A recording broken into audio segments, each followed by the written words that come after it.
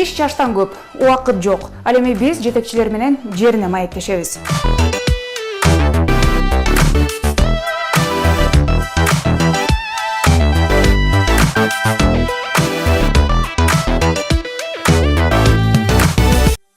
Сиз ЛТРде жетекчи менен жеринде программасын көрүп баштадыңыз. Амансызбы? Биз бул жолу Кыргызстандын акыйкатчысы Жамиля Жаманбаева менен маектешүүгө келдик. Демек, алдыда биз Акыйкатчы институтунун ишмердүүлүгү жана адам укуктары жаатында сөз кылабыз. Биздин каналда калыңыз.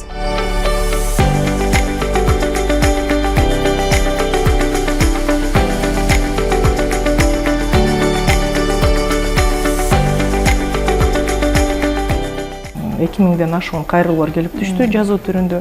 Биз өзүбүздүн сын пикирлерибизди да айтабыз, сунуштарыбызды да айтабыз. Көз карандысыз мамлекеттер шериктештигинин адам укуктары боюнча комиссиясынын курамына мүчө болуп кирдим. Мамлекеттик органдар тарабынан сөзсүз реакция болуп келе жатат. Кээде акыйкатчынын мандаты эмнеде экенин түшүнүп түшүнбөй эле келатканда фактылар бар. Ошол 93 көңүл буруу актысынын 75% бүгүнкү күнү аткарылды. Кыргызстанда негизин мыйзамдар абдан жакшы жазылган. Ошол мыйзамдардын аткарылышы кээде маселе туудурат да. Сот жана укук органдарына деле нааразы адамдар көп экен. Акыйкатчынын ишмердүүлүгүн жөнгө салган мыйзам конституциялык эмес болуп калганда. Жамиля, информацияга уруксат сизге. Жакшысызбы, иштериңиз жакшыбы? ЛТР каналы сизден интервью алып келип калдык. Жакшысызбы?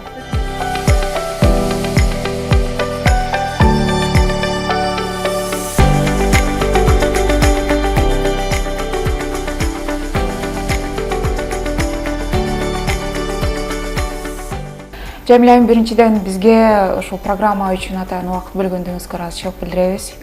Анан сиз мына ошо акыйкатчы болуп келгендиңизге 1,5 жылдай убакыт болуп калыптыр. Адегенде ушул институттун ишмердүүлүгүнө токтолсок деп атабыз. Сиз келгенден бери кандай иштерди жасаганга жетиштиңиз, ошол эле учурда бул институтта кандай кемчиликтер бар экен деген ушуну баштасак. Чоң рахмат, саламатсыздарбы? Эми Акыйкатчы институтунун ишмердүүлүгү жөнүндө айтчу сөз көп. Анткени жөнөкөй эле мисал келтирип, 2024 жылдын көрсөткүчтөрү менен ушул эле 2023 жылдын 9 айын карап көрсөк, жылыштар бар. Анткени ошол эле биздин статистика көрсөтүп турат. Акыйкатчы институтунун жасаган жумушу абдан көп. Биздин жарандарыбыздын бузулган укуктарын калыбына келтирүүдө албетте биздин жетишкендиктерибизди айтып кетет элем. Анткени бүгүнкү күнү 2024 жылдын 9 айында мисалга алсак, Акыйкатчы институтуна 2000ден ашуун кайрылуулар келип түштү жазуу түрүндө. Ушул эле кайрылуулардын жарандарга карата оң чечилген кайрылуулардын саны пайыз менен айта кетсем, бул 30% түздү. Анткени ошол эле көрсөткүчтү өткөн жыл 2023 жыл менен салыштырсак, бул пайыз 12 айдыкы 9 эле пайыз болгон да. Ошондуктан биздин оюбузча ушул Акыйкатчы институтунун негизи кызматкердин бүт жасаган иштерин эске алуу менен биздин натыйжалуулугубуз көтөрүлдү десем болот. Анткени мен келгенде эле мындай максат коюлган болчу. Биздин негизги жумушубуз, максатыбыз ушул системдүү көйгөйлөрдү аныктоо. Ошол эле кандайдыр бир жаран кайрылса, ушул эле жарандын маселесин чечип, ошодон тим болбостон, мисалга алсак, социалдык коргоо жаатындагы ушул эле көйгөйлөр дайыма мынтип оркоюп чыгып турса, системдүү көрүнүштөргө өзгөчө көңүл буруп, мыйзамдарга мүмкүн.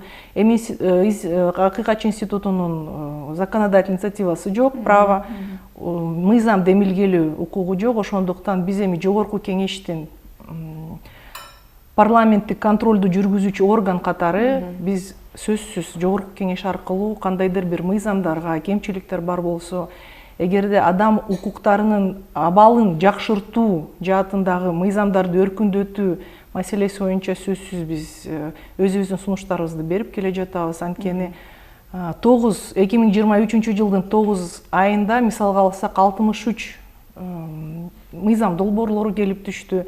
Ушул 63 мыйзам долбоорунун ичинен 21 боюнча биз өзүбүздүн сын пикирлерибизди да айтабыз, сунуштарыбызды да айтабыз. Мамлекеттик укук коргоочу орган катары сөзсүз биздин сын пикирлерибиз болобу, биздин сунуштарыбыз дайыма эске алынат. Ошол дагы биздин бирден бир жетишкендиктерибиздин бири деп эсептейм да. Негизинен соңку учурда мындай ушул адам укуктарын коргоо багытында кандай долбоорлор же программалар бар сиздер иштеп аткан мындай көзгө көрүнөрлүк деген? Эми Акыйкатчы институтунун мындай ишмердүүлүгү боюнча бир нече багыттары бар. Булар абдан мындай маанилүү багыттар. Ошол эле эл аралык кызматташууну күчөтүү. Эми Акыйкатчы институту эл аралык кызматташуу жаатында да жетишкендиктерибиз бар. Анткени Кыргызстандан өкүл катары Акыйкатчы өткөн жылы көз карандысыз мамлекеттер шериктештигинин адам укуктары боюнча комиссиясынын курамына мүчө болуп кирдим. Ошондуктан бүгүнкү күнү бул комиссиянын алкагында 3 жолугушуу болуп өттү. Ушул жолугушууда Кыргызстандын акыйкатчысы демилгелеген ошол эле биздин мигранттарыбыздын укугун сактоо жаатындагы анализ жүргүзүүнү биз сунуштадык. Бул сунуш толугу менен ошол адам укуктары боюнча комиссиясында катышып жаткан башка мамлекеттердин өкүлдөрү да колдошту. Биз баяндама жасадык. Бул жылы гана 2 жолу баяндама жасалды. Июнь айында Санкт-Петербург шаарында жана октябрь айында Москва шаарында баяндама жазылды. Ошол биздин бүт баяндамада келтирилген анализдерибиз, бул анализ Кыргызстан гана эмес, Казакстандын дагы мыйзамдары, Армения, Өзбекистан, Тажикстан аттуу өлкөлөрдүн өкүлдөрү менен чогуу биргеликте ошол анализдер, талдоолор жүргүзүлдү. Жана биз баяндама кылгандан кийин бул талдоолордун баары көңүлгө алынды. Ошондуктан бул гана эмес, мисалга алсак Акыйкатчы институтунун ишмердүүлүгүндө эл аралык уюмдар менен биздин кызматташтыгыбыз өстү десем болот. Мисалга алсак, Бириккен Улуттар уюмунун адам укуктары боюнча кеңешмесине Кыргызстан 2023-25 жылдарга 3-чү жолу мүчө болуп кирип жатат. Бул Кыргызстан үчүн бирден бир жетишкендиктердин бири деп эсептейм. Негизи жалпысынан биздин өлкөдө ушул адам укуктарын коргоо же алардын эркиндиктери, укуктары корголушу боюнча абал кандай? Ошол эле учурда эл аралык рейтингде кандай көрсөткүч, мамлекеттик органдардын ошол адам укуктарын коргоо жаатындагы ишмердүүлүгүн жалпысынан кандай деп баалоого? Кыргыз Республикасынын акыйкатчы жөнүндөгү мыйзамына ылайык Акыйкатчы институту ушул жарандардын эркиндиктерин жана укуктарын сактоо жаатындагы мамлекеттик бийлик органдары, жергиликтүү бийлик органдары, ошол эле укук коргоо органдары жана алардын кызмат адамдарынын ортосундагы келип чыккан мамилелер саналат. Ошондуктан сөзсүз Акыйкатчы институту, эми Акыйкатчы институтуна кимдер келип кайрылат? Ошого токтоло кетсе, мисалга алсак, эгерде бир жараныбыз барып мамлекеттик органга барып, ал ошол мамлекеттик органдан тийиштүү жооп ала албаса, өзүнүн жазган кайрылуусуна тийиштүү жазуу түрүндө болобу, электрондук түрдө болобу, жооп ала албаса, ошондо бизге келип кайрылышат. Ошондуктан Акыйкатчы институт массалык маалымат каражаттары аркылуу кээде өзүңүздөр көрүп тургандай кээде кайрылуулар жасайбыз. Сөзсүз биздин кайрылуулар бүгүнкү күнү аны баса белгилеп кетким келип атат. Мамлекеттик органдар тарабынан сөзсүз реакция болуп келе жатат. Ошол бизди кубандырат. Анткени эми акыйкатчынын күчү эмнеде? Акыйкатчынын күчү биздин мыйзамда көрсөтүлгөн ар жылдык баяндамада, жогорку кеңешке берилип жаткан баяндамада, анткени акыйкатчы ошол бир жылда болгон адам укуктарынын бузулушу жөнүндөгү фактыларды аныктап, эгерде кандайдыр бир мамлекеттик орган ошол акыйкатчы жазган көңүл буруу актыларын аткарбаган учурларда ошонун баарын тизмектеп, жогорку кеңешке барып ошону баяндайт. Ошол акыйкатчынын ар жылдык баяндамасы негизинде жогорку кеңеш тийиштүү токтом чыгарып берет. Ушул токтомдун негизинде бардык мамлекеттик, ошол токтомдо көрсөтүлгөн мамлекеттик органдар ошону аткарууга тийиш. Ошондуктан бүгүнкү күнү биздин статистика көрсөтүп тургандай, мисалга алсак, мен 23-жылы келдим май айында. Ошол аткарылып жаткан жогорку кеңештин токтомунда көрсөтүлүп жаткан биздин сунуштарыбыздын аткарылуусу боюнча биз да талдоо жүргүздүк. Бул талдоо көрсөткөндөй 2022 жыл болуу мурдагы жылдар боюнча акыйкатчынын сунуштары боюнча жазылган токтомдо жогорку кеңешти 20% аткарылуусу болуп келиптир да.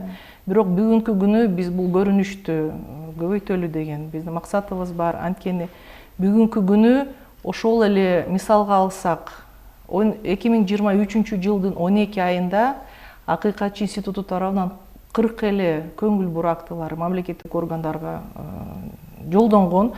Ушул актылардын көбүнесе эми мамлекеттик органдар мүмкүн акыйкатчы мандатынын түшүнүгү жоктугунан мүмкүн.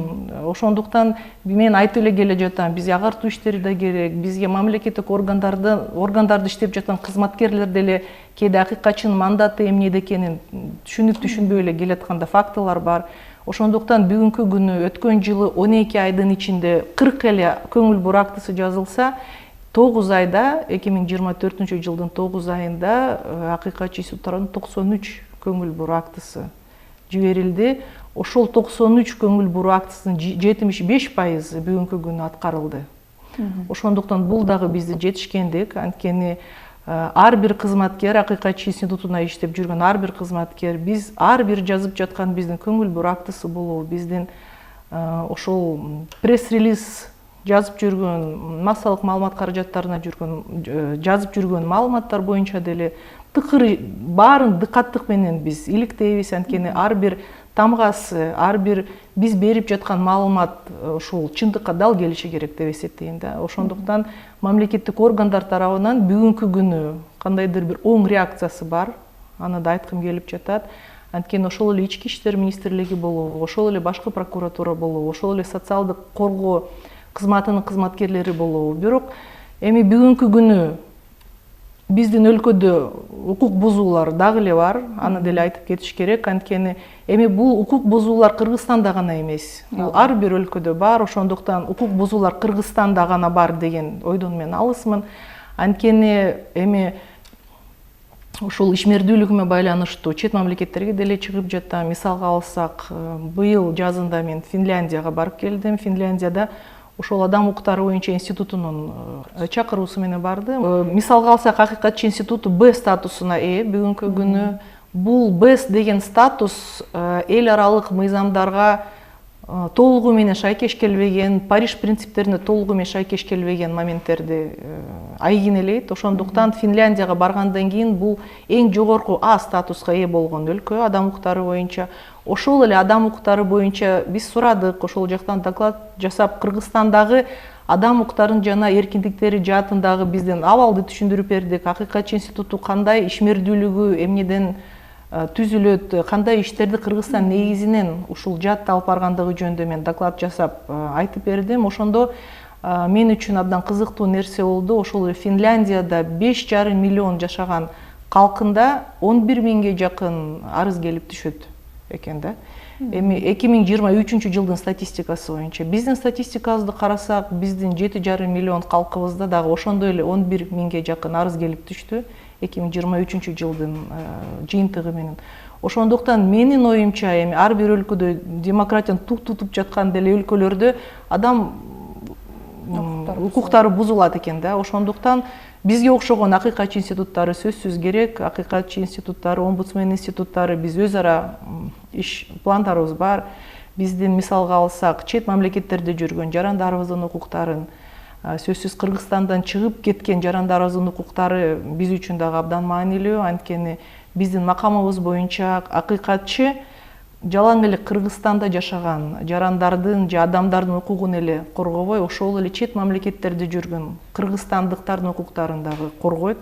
Ошондуктан биздин бүгүнкү күнү мисалга алсак, ошол эле Россияда болуп жаткан мигранттарыбыздын укуктарын ошол өткөн жолу элчи менен да барып, жаңы дайындалган элчи менен барып дагы сүйлөшүп келдик, түшүнүшүүгө жеттик. Анткени биздин чогуу гана биргелешкен иш аракеттерибиз биздин мигранттарыбызга ошол биздин жарандарыбыздын укуктарын сактоого дагы мындай өбөлгө болот деп ойлойм. Ошондуктан бүгүнкү күнү биздин Россия Федерациясы менен абдан мындай жогорку деңгээлдеги жолугушуулар, чогуу меморандумга кол коюлду. Биздин ошол Россияда жашап жүргөн биздин кыргыз жарандарыбызга жана Кыргызстанда жашап жаткан Россиянын жарандарына чогуу биргелешип, чогуу кабыл алууларды уюштуруп, ушундай бири-бирибизге жардам берели деген түшүнүшүүгө келдик. Жана сиз Б статусунда деп атпайсызбы Кыргызстандачы, бул эми эл аралык деңгээлдеги баа болуп атат да, туура, адам укуктарынын сакталышы, корголушу боюнча. Бул жерде бизде ошол мындай толук кандуу ошол талаптарды, келишимдердеги нерселерди аткара албай аткандыгыбызга кайсы жерде кемчилигибиз? Мыйзамдардабы, же алардын аткарылышындабы, же ошону аткарып аткан мамлекеттик органдарда маселе барбы? Маселенин баары сиз айтып кеткендей эле бар. Анткени биздин мыйзамдарыбыз Кыргызстанда негизинен мыйзамдар абдан жакшы жазылган. Ошол мыйзамдардын аткарылышы кээде маселе туудурат да. Ошол мисалга алсак, биз 2024-жылы мен айтып эле келатам, бизде аялдарга жана балдарга карата күч алган зордук зомбулукту алдын алуу маселелери, ошол эле 2017-жылы кабыл алынган мыйзамдын аткарылышы. Анткени бул мыйзамдын аткарылышына 2024-жылы мисалга алсак, биз мониторинг кылдык. Ошол мыйзамда көрсөтүлгөн 17 субъектинин ыйгарым укуктарын изилдеп көрдүк. Бул биздин мониторингдин жыйынтыгы менен биз Кыргыз Республикабыздын кабинет министрине кат жолдодук. Анткени бул мыйзамдын аткарылышын колго алыш керек. Ошол эле Кыргызстанда сөзсүз мыйзамдарды өркүндөтүш керек. Бүгүнкү күнү мисалга алсак, ошол эле аялдарга жана балдарга карата жасалып жаткан зордук зомбулук жаатында бүгүнкү күнү деле жогорку кеңеште кээ бир мыйзам долбоорлору бар. Бул жакшы көрүнүш деп ойлойм. Анткени эми өзүңүздөргө белгилүү болгондой, ушул жылдын май айында биздин президентибиз да жазык процессуалдык кодекстерине тийиштүү өзгөртүүлөр киргизилди. Ошол эле зордукту мисалга алсак, зордуктоо беренеси боюнча козголгон иштер боюнча жабырлануучу менен күнөөлүү тараптын ортосундагы эгерде тосмо арыз болгон күнү деле бул иштер токтотулууга жатпайт.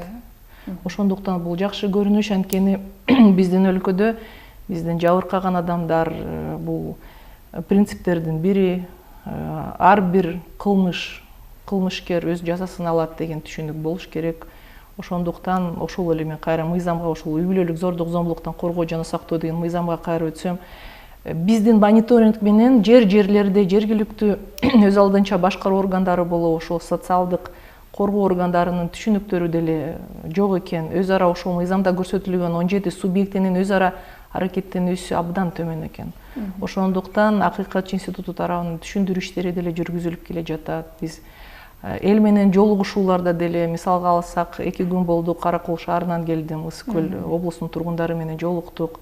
Бул жолугушууга 300дөн ашык киши катышты. Ошол жолугушууларда элдин көйгөйлөрүн угуп, эгерде булар Бишкек шаарыбызга келе албаса, санариптик ошол кат жаза албаса, бирок эми көйгөйлөр көбүнчөсү ушул социалдык жааттагы маселелерди көтөрүштү. Ошол эле пособие алуу, жөлөк пулдар маселеси, ошол жер маселеси боюнча. Сөзсүз эми сот жана укук органдарына деле нааразы адамдар көп экен. Ошондуктан биз өзүбүздүн мандатыбыздын алкагында кандайдыр бир ушул жолугушууларда биз менен ошол өкүлчүлүктүн биздин президентибиздин ыйгарым укуктуу өкүлү, алардын аппараты, акимдер, укук коргоо органдарынын жетекчилери да катышууда. Ошондуктан бул укук коргоо органдары болобу, мамлекеттик бийлик органдары болобу, алардын катышуусу да абдан мындай оң натыйжа берет деп так айта алам да.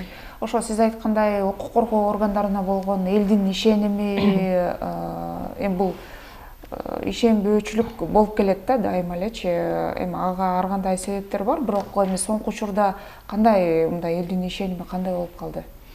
Эми элдин ишеними жөнүндө айта кетсем, биз кайра эле өзүбүздүн статистикабызга таянсак болот. Анткени мисалга алсак, 2023-жылдын 12 айын карап көрсөк, эң эле көп Акыйкатчы институтуна 51,6% ошол укук коргоо жана сот органдарынын кыймыл аракетине же аракетсиздигине келген кайрылуулар болду. Ошол кайрылууларды талдасак, бирок сот органдарына келген кайрылуулардын көбү бул сот процесстерине мониторинг жүргүзүп берүү деген кайрылуулар болду. Анткени биз жарандардан деле сурайбыз, биз сот процесстерине кийлигише албайбыз, биз тарап боло албайбыз, жөн эле байкоочу катары катышууга укуктуубуз. Ошондуктан эмнеге мындай кайрылууңузду бизге жолдоп жатасыз деген, эми силердин өкүлүңөр барса бизге мындай адилеттүүрөөк адилеттүүрөөк, анан транспарентность деген маселелерде ошол эле жазык процесстер болобу, жарандык процесстер болобу, ошол тараптардын укуктарынын сакталышы жөнүндө бизге айтып келишет да. Ошондуктан 2023 жылдын жыйынтыгы менен мен баяндамабызга деле жаздык. Ошол кандай иш аракеттерди ошол сот органдары алып барышсу абзел, анткени ошол эле АТФ системасы, аудио видео фиксация маселеси да буларда бар, анткени бүт залдар орнотулган эмес. Бирок бул эми өзгөчө айтып кетейин, сот тутумундагы бул реформалоонун негизги бул багыттарынын бири. Бирок бүгүнкү күнгө жогорку соттун залдарын ошол АТФ системасы менен камсыздап бериңиз деген ошол токтомго, жогорку кеңештин токтомуна кирген. Анткени биздин оюбузча, эгерде ар бир сот процесстеринде видео байкоо жүргүзүү болсо, ушундай арыздар дароо азаят. Соңку учурда ошол реформалар жөнүндө айтып калбадыңызбы? Негизи эле ошол сот тутумунан баштап укук коргоо органдары, ошол эле Ички иштер министрлиги бардыгында эле мындай реформалар жөнүндө айтылып келет да соңку учурда. Анан ал эми канчалык деңгээлде ишке ашып атат? Бул эми үзгүлтүксүз дагы процесс болуп эсептелет. Анан коррупция менен аеосуз күрөш жүрүп жаткандыгын ошол эле улуттук коопсуздук мамлекеттик комитети тарабынан айтылып атат. Бул канчалык деңгээлде ушул адам укуктарынын корголушунда бир натыйжа көргөзүп атат, таасирин берип атат? Сиздин байкооңуз барбы? Эми бүгүнкү күнү мамлекеттик бийлик органдары, ошол сот органдары, прокуратура органдары бүт эле реформа жүргүзүү багытындагы иш-чараларды жүргүзүп жатышат. Эми биздин коомчулук деле көрүп жатат. Мисалга алсак, өткөн жолу Чүйдөгү кармалган 2 соттун кейсин деле айтып кетсек болот. Эми бул деле баардыгы ошол сот тутумунда жүргүзүлүп жаткан реформанын алкагында, ошол эле ротациялоо маселелери.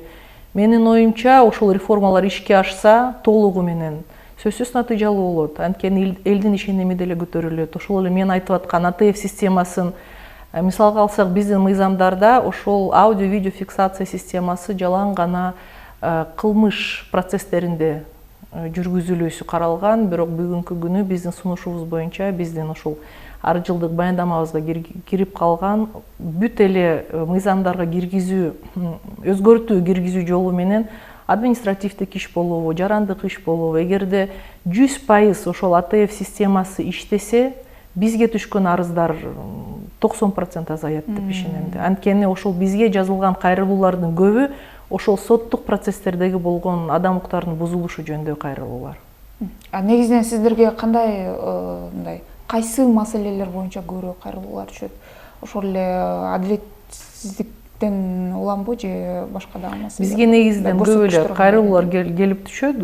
Мисалга алсак, мен өйдө жокто айтып кеткендей, 51,6% 2023 жылы укук коргоо жана сот органдарына келип түштү. Андан кийин социалдык жааттагы ошол эле саламаттыкты сактоо боюнча, мисалга алсак, документтештирүү, жарандык жөнүндө маселелер көп түшөт. Ошол эле кадастр мамлекеттик ишканасынын филиалдарынын кыймыл-аракеттерине дагы арыздар көбөйүп баратат. Бүгүнкү күнү алимент маселеси боюнча бизге арыздар келип көп түшөт. Ошондуктан ошол алимент боюнча каралып жаткан жарандык процесстерге байкоо келип жүргүзүп бериңиздер деген кайрылуулар көп түшүүдө. Ошондуктан бүгүнкү күнү биз азыр иш-чараларыбызга, ошол пландалып жаткан иш-чарабызга ошол алимент өндүрүү маселесин көтөрүп жатам. Мен ушул алимент өндүрүү маселеси боюнча ушул мыйзамдарды да мониторинг кылып, проблеманын өзөгү эмнеде экенин биз талдап, ушул тийиштүү сунуштарды берели деген оюбуз бар. Чоң маселеге айланды бул коомчулукта алимент маселеси.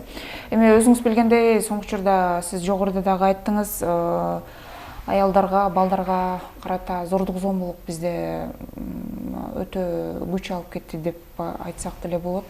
Мунун баягы сиздер кандай мындай сиздер мониторинг деле жүргүзүп атат болушуңуздар керек э? Сиздер бул боюнча жыйынтыктары эмнени көргөзүп атат, негизги себеби эмне болуп атат, буну алдын алуу боюнча кандай, ошол эле укук коргоо органдары менен кандай иштерди алып барып атасыздар? Ушул үй бүлөлүк зордук зомбулук боюнча биз негизинен Акыйкатчы институту мамлекеттик органдары менен тыгыз байланышта иштешибиз керек. Бүгүнкү күнү мен айтып кеткендей эле мамлекеттик органдардын ответный реакциясы бар.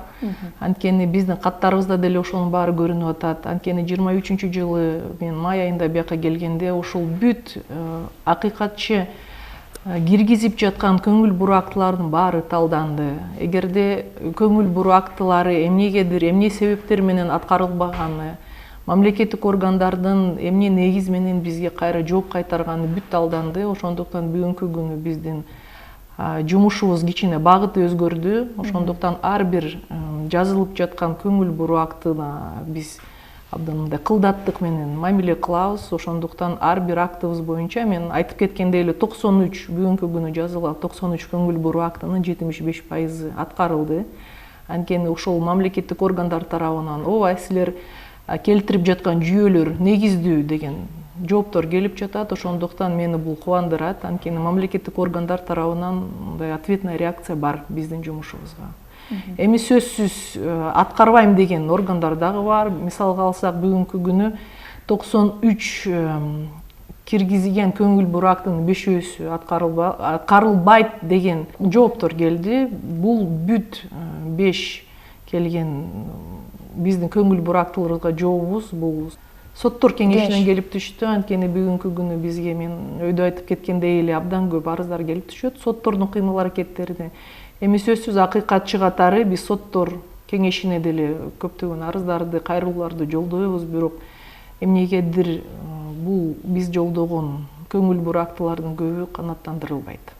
Ошондуктан 2023 жылдын жылдык баяндамабызга да бул проблеманы биз киргиздик. Анткени биздин оюбузча ошол соттор кеңешинин курамына кирген ошол мүчөлөр бүт эле соттор тарабынан түзүлүп калышканда, биздин оюбузча мурдагы мыйзамдар боюнча алардын 3/1 бөлүгү президенттин сунушу менен келген адамдар болчу, дагы бир бөлүгү жогорку кеңештен сунушталган жана биздин жарандык коомдон болгон мүчөлөр болчу да. Бирок бүгүнкү күнү ошол мыйзамга өзгөртүүлөр киргизилип, бүт эле соттор кеңешинин курамына жалаң 100% соттор кирип калышканда. Ошондуктан биздин оюбузча бул эми биздин мындай предположениябыз, анткени бул деле таасир берип жатат деген ойдобуз. Анткени соттор ошол соттордун кыймыл аракетине келип түшкөн арыздарды деле кандайдыр бир калыс карап бериши бизде кичине күмөн жаратат да. Ошондуктан биз ушул проблеманы дагы биздин 2023 жылдын жыйынтыгы менен акыйкатчынын баяндамасына ошол баарын белгиледик. Эмне себеп болуп атат деп ойлойсуз ошо зордук зомбулуктун көбөйүп кетишине, өзгөчө балдар менен аялдарга болгон зордук зомбулук? Эми мен жогоруда айтып кеткендей эле Кыргызстандын жакшы мыйзамдары бар. Бул мыйзамдарды аткаруу керек.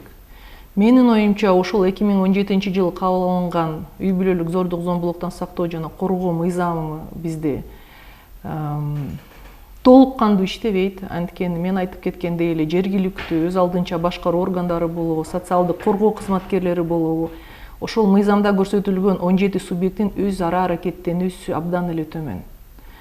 Мисалга алсак, ошол эле айыл өкмөттөрү, ошол эле жергиликтүү мэриялар, булар тийиштүү үй бүлөлүк зордук зомбулуктан коргоо жана сактоо жөнүндөгү пландарды иштеп чыгышы керек, ушул пландарды ишке ашырышы керек. Ошол пландар ишке ашырбаса, ошол кандайдыр бир анализ жүргүзүп баалоо керек да. Бирок бүгүнкү күнү биздин мониторинг көрсөткөндөй, бул ошол аймактарда проблема абдан эле мындай күч алганда. Ошол мыйзамды биз иштетишибиз керек. Бул мен жогоруда айтып кеткендей эле биздин Кыргыз Республикасынын жогорку кабинет, министрлер кабинетине кат жолдодук, биздин башкы прокуратурага кат жолдодук. Анткени Кыргызстанда мыйзамдардын так жана бирдей аткарылышына көзөмөл жүргүзүүчү ошол гана прокуратура органдары бар. Ошондуктан биз тез эле ошол прокуратура органдарына кат жолдоп турабыз. Көзөмөлгө алып бериңиз, карап бериңиз, мониторинг жүргүзүп бериңиз деген суроолор бар бизде. Сиздер өзүңүздөр ошол алдын алуу багытында дагы иштерди жүргүзө аласыздарбы? Ошо зордук зомбулук. Эми акыйкатчы институту катары мисалга алсак, кандайдыр бир зордук зомбулук факты боюнча ошол эле массалык маалымат каражаттарында бизге акыйкатчы институтуна сөзсүз кат жазып келиштин деле кереги жок. Биз өзүбүз массалык маалымат каражаттары болобу, социалдык тармактарда болобу, эми мурда күнү чыккан маалымат боюнча ошол Сокулук районунда күйөөсү аялынын тырмактарын сууруп анан больницада жатат. Кечээ биз аны деле больницасынан барып келдик. Ошондуктан бул ар бир фактыны мисалга алсак, бул жылы эле 24-жылы 27 ошондой кейсти өз көзөмөлүмө алдым. Бул кайрылуу жок эле да. Өткөн жылы ушул кейстердин саны 9 болчу да. Бүгүнкү күнү Акыйкатчы институту эми кандай укуктук кеңеш бере алабыз? Ошол эгерде жабырлануучулардын кризистик борборлорго жайгаштыруу маселесин көмөктөшөбүз. Ошол эле психологдордун, социалдык кызматкерлердин ошол жабыркаган тарапка жардам берүүсүн биз камсыздай алабыз да. Ошондуктан биздин кризистик центрлер менен мындай тыгыз байланышыбыз бар.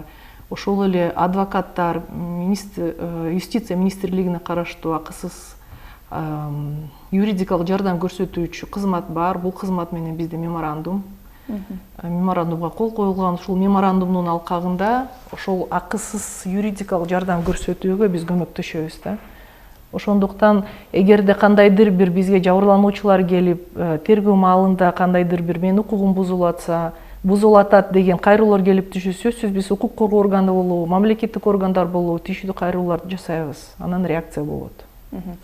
Дагы бир маселе ошол бизде өзгөчө ошол зордук зомбулук маселесине келгенде, эми бул үй бүлөдөн жогоруда сиз келтирген мисал, бул үй бүлөлүк чарчатактан улам келип чыгып аткан нерсе болот да натыйжасы. Анан жарандар бизде көп баягы арыз жазбайт деп айтышат да, укук коргоо органдары. Анан ошол эле учурда бул мындай карама каршы нерсе, өзүңүз деле көрүп атасыз, акыркы учурда ушундай зордук зомбулук, эми зордук зомбулуктун түрлөрү көп да, сексуалдык, психологиялык жана башка деген. Ошондой зордук зомбулук көргөндөр балдардан баштап аялдар жана башкалар бардыгы эмнегедир жанагындай социалдык тармактарды активдүү колдонгон бир блогерлерге кайрылып, ошолорго бир арыз арманын айтышып, ошолордон жардам сурап, эми алар укуктук жардам бере албайт да. Анан сиздерге эмне себептен кайрылбайт же ошол эле укук коргоо органдарына эмне себептен кайрылбайт деген суроо жаралат да. Ошол адамдарды сиздер мындай сиздерге кайрыла тургандай бир шарттар барбы, арыз арман сиздерге айта алабы деген. Мен жогоруда айткандай эле бул үчүн укуктук агартуу иштери керек сөзсүз. Анткени Акыйкатчы институтунун дагы бирден бир багыттарынын бири бул укуктук агартуу маселеси. Биздин кызматкерлер жогорку окуу жайларына барышат, мектептерге барышат, укуктук агартуу иштери абдан керек. Ошол эле укуктук агартуу иштери биздин билим берүү министрлиги тарабынан кандайдыр бир натыйжалуулугу төмөнүрөөк деп ойлойм. Анткени бул бардык эле маселелерди түшүндүрүү иштери аркылуу болобу. Эгерде биздин жарандар блогерлерге кайрылган маалда бул деле кандайдыр бир сигнал десем болот. Анткени ишенбөөчүлүк, укук коргоо органдарына ишенбөөчүлүк сөзсүз суроо жаратат да. Анткени биз ар бир биз жарыялап жаткан пресс-релиздерибиз боюнча качан кайрылды, качан иш козголду, кандай натыйжа берди, кандай кыймыл-аракеттер жүргүзүлүп жатат деген биз бүт мындай фактыларга көңүл бурабыз да. Анткени эми Кыргызстанда коомчулук көрүп жаткандай эле ушул үй бүлөлүк зордук зомбулук боюнча биздин статистикабыз өсүп келе жатат, статистика азайган жок. Анткени мисалга алсак, 2023-жылдын 12 айында 8500дөй кайрылуу келип түшкөн. Эми 24-жылы бул кайрылуулардын саны 10.000ден ашып кетти. Ошондуктан бул эми менин оюмча ошол эле мыйзамда көрсөтүлгөн ички иштер министрлиги болобу, юстиция министрлиги болобу, башка укук коргоо органдары же башка социалдык коргоо кызматкерлери болуп биргелешип иштеп ошол натыйжалуулук болуш керек да. Мыйзам ошол иштеши керек. Менин оюмча ошол коргоо ордерлеринин берилбөөсү кээде эми анан гендерная чувствительность деп коем. Бул маселе дагы бар деп ойлойм. Анткени эми кандайдыр бир зомбулуктан жабыркаган аял киши барса, ал жакта тергөөчү эркек киши болсо, ал деле эми мындай стереотиптерден анан эл эмне дейт, анан мисалга алсак аймактарда айыл жергесинде бул тигинин тууганы бири-бирин тааныйт, ошодон да уялышат окшойт да. Ошондуктан биздин оюбузча бул түшүндүрүү иштери абдан керек. Анткени ар бир кылмыш жасаган кылмышкер өз жазасынан кутулбашы керек да. Ошондуктан ошол түшүнүк пайда болгондон кийин гана кичине бул кылмышкерлер деле ойлонот деп ойлойм да.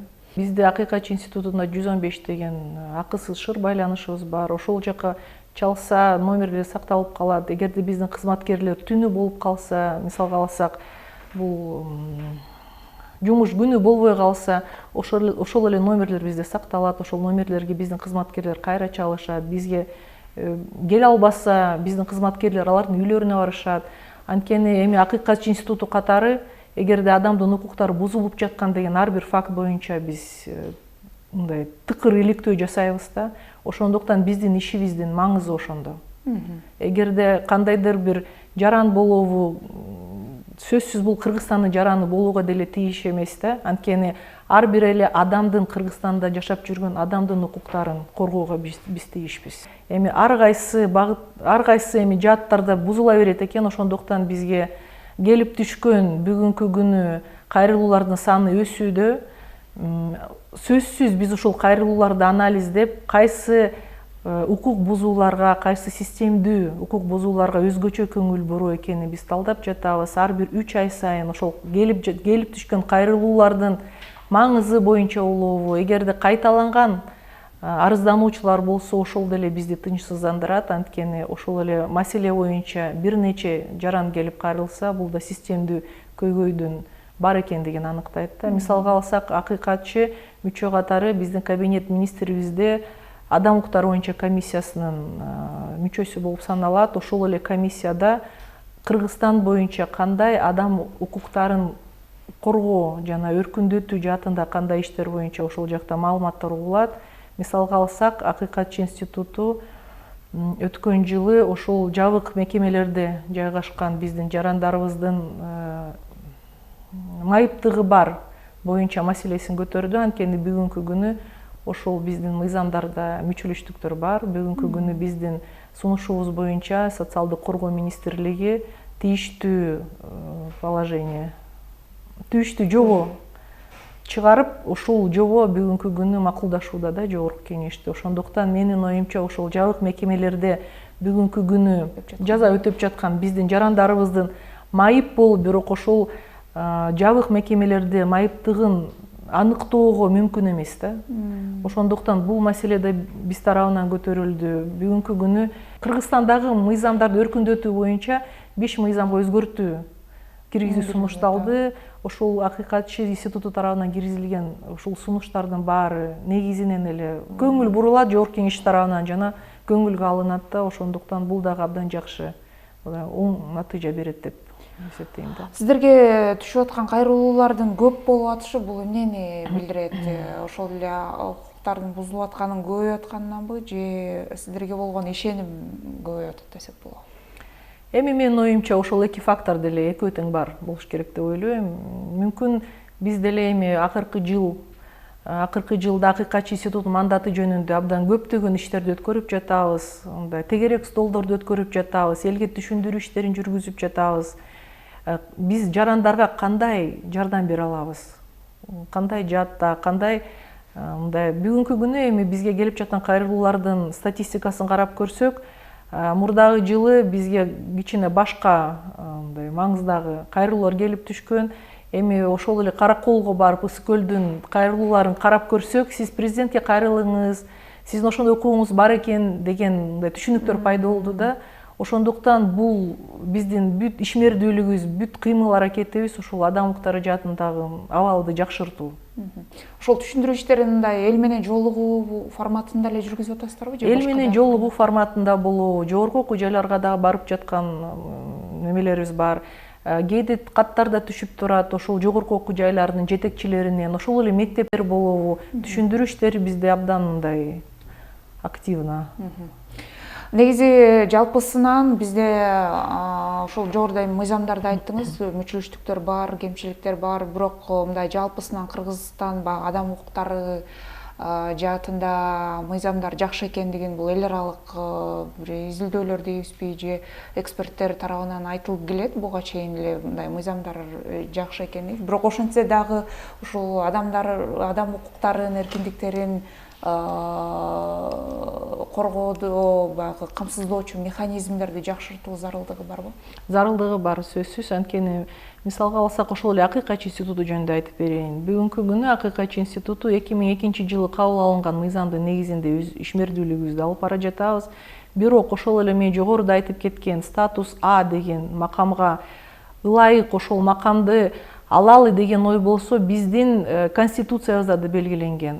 Мисалга алсак Кыргызстанда өзгөчө макамы бар 5 мамлекеттик орган бар. Бул башкы прокуратура, борбордук шайлоо комиссиясы, улуттук банк жана эсептөө палатасы. Жалаң гана акыйкатчынын ишмердүүлүгүн жөнгө салган мыйзам конституциялык эмес болуп калганда, анткени 4 мамлекеттик органдын иш аракети конституциялык мыйзамдар менен жөнгө салынган. Ошондуктан бүгүнкү күнү жогорку кеңеш тарабынан ошол биздин мыйзамыбызды конституциялык мыйзам кылып бергенге даяр депутаттар демилгелеп бүгүнкү күнү коомдук талкууда.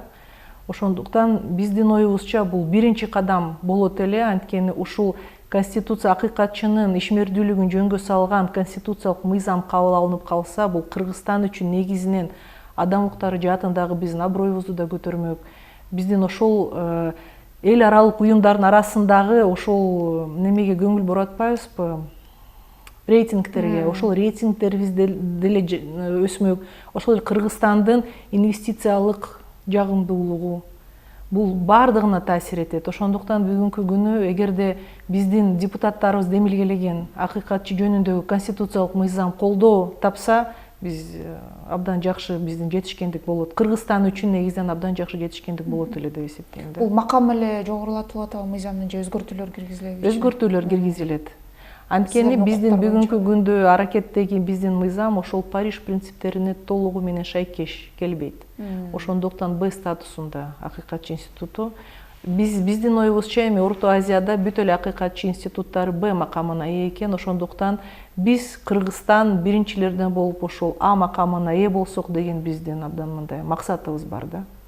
Ошол мыйзам шарт түзөт деген ой болуп атасыздар. Сөзсүз ошол мыйзам кабыл алынып эле калса, биз дароо эле ошол макамыбызды жогорулаталы деген оюбуз бар. Бүгүнкү күнү ошол эле конституциялык мыйзам деп калдык. Ошол конституциялык мыйзам бизге эмнеге керек? Дагы бирден бир бул себептеринин бири, мисалга алсак, Кыргызстанда ченемдик укуктук актылар боюнча мыйзам бар. Ушул мыйзамдар боюнча мыйзамдардын иерархиясы бар. Ар бир эле мамлекетте, мисалга алсак, биринчи болуп конституция турат, конституциядан кийин конституциялык мыйзам, андан кийин андан кийин кодекстер, анан мыйзам турат. Ошондуктан биздин ишмердүүлүгүбүз мыйзам менен жөнгө салынат, бирок биздин мыйзамдын өйдө жагында кодекстер бар. Эгерде бул мыйзам боюнча, эгерде биздин закондун беренелери ошол кодекске ылайык келбесе, жогору турган мыйзамдын беренелери аткарылууга тийиш. Мисалга алсак, ошол эле акыйкатчы институтуна абдан көп мен айтып кеттим, кайрылуулар келип түшөт, соттук процесстерге мониторинг кылып бериңиз. Мисалга алсак, ошол эле сексуалдык маанидеги абдан көп арыздар келип түшөт. Бирок бул жабык процесстер болгондугуна байланыштуу биздин мыйзам боюнча биздин укугубуз бар. Эгерде ошол жабырлануучу тарап макулдугу менен биздин кызматкерлердин катышуусу мүмкүн. Бирок ошол эле кодекстин беренелерин карап көрсөк, ал жакта бул соттун эле прерогативасы деп. Ошондуктан бүгүнкү күнү биз процесстерге барган учурда соттор ошол кодекске негиздеп биздин кызматкерлерди киргизишпейт. Ошол эле мисалга алсак, уголовно-исполнительный кодексибиз бар. Өткөн жолу жабык мекемелерден арыз келип түштү, бизди кыйнап атат деп. Биз барсак, ошол жакта биздин кызматкерлерге фото-видео фиксация жасаганга тыюу салышты. Эмнеге? Анткени биздин мыйзам боюнча биздин ошого укугубуз бар, бирок ошол эле уголовно-исполнительный кодекстин беренелери боюнча биздин укугубуз жок. Ошондуктан эми негиздөө эле ошол жаза аткаруу кызматынын кызматкерлери бизге кайрылган адамдын жаракаттарын тартууга уруксат беришкен жок. Ошондуктан бүгүнкү күнү эгерде ошол акыйкатчынын ишмердүүлүгүн жөнгө салчу конституциялык мыйзам эгерде колдоо тапса, ошол мүчүлүштүктөр жоюлат эле да. Анткени конституциялык мыйзамдын нормалары кодекстен жогору турат. Карама каршылыктар бар, сөзсүз. Ошондуктан кээ бир учурларда бизге келген кайрылуулардын биз ушул жүйөлөр менен биз сактай албай жатабыз. Жакшы. Рахмат сізге дагы бир ирет ыраазычылык билдиребиз биздин программага убакыт бөлгөндүгүңүзгө. Мындан аркы ишиңизге ийгилик каалайбыз. Чоң рахмат. Келип туруңуздар. Рахмат.